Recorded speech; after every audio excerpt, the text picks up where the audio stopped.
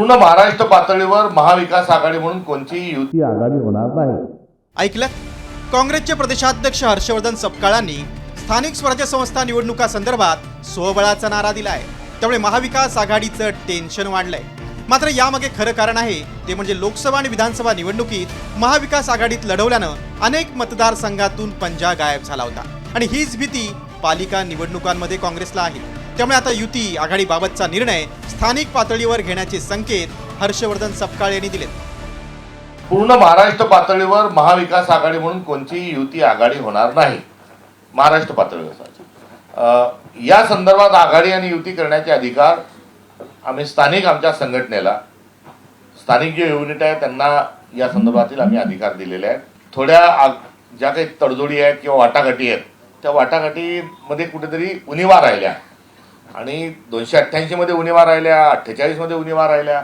आता आम्ही सरसकट सगळं तिथेच करतो म्हटलं तर गोंधळ होऊन जाईल, त्या पातळीवर होणार नाही आणि हा पूर्ण जो अधिकार आहे आम्ही स्थानिक युनिटला दिलाय।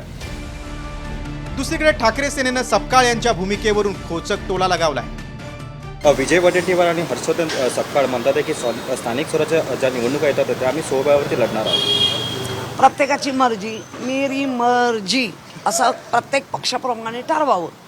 आम्ही कार्यकर्ते आहोत,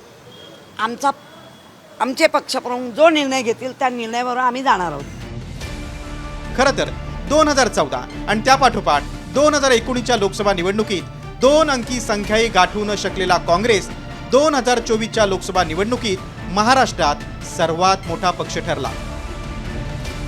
लोकसभेला काँग्रेसला तब्बल 14 आणि अपक्ष विशाल पाटलांच्या पाठिंब्यामुळे 15 जागा मिळाल्या, तर विधानसभा निवडणुकीत काँग्रेसनं 101 जागा लढून अवघ्या 16 जागांवर विजय मिळवता आला।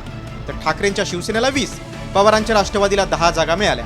त्यामुळे अनेक ठिकाणी काँग्रेसचा पंजा गायब झालाय। आता ठाकरे बंधू एकत्र येण्याची शक्यता आहे। त्यातच राज ठाकरे हे कट्टर हिंदुत्ववादी आणि मराठी अस्मितेसाठी चर्चेत आहेत। त्यामुळे ठाकरेंसोबत युती केल्यास मुस्लिम आणि उत्तर भारतीय मतं दुरावण्याची शक्यता असल्यानं आता काँग्रेसनं सावध भूमिका घेतली। मात्र त्यामुळे महाविकास आघाडीतील दोन्ही पक्षांचं टेन्शन वाढलंय। त्यामुळे स्थानिक स्वराज्य संस्था निवडणुकीआधी काँग्रेसची समजूत घालून पुन्हा महाविकास आघाडी एकत्रित लढणार की सर्वच पक्ष स्वतंत्र लढून नशीब आजमावणार यावर विजयाचं गणित अवलंबून असणार आहे। ब्युरो रिपोर्ट, साम टीव्ही। आता isakal.com आहे देशातील नंबर 1 ची मराठी न्यूज वेबसाईट। प्रत्येक अपडेटसाठी isakal.com ला नक्की भेट द्या।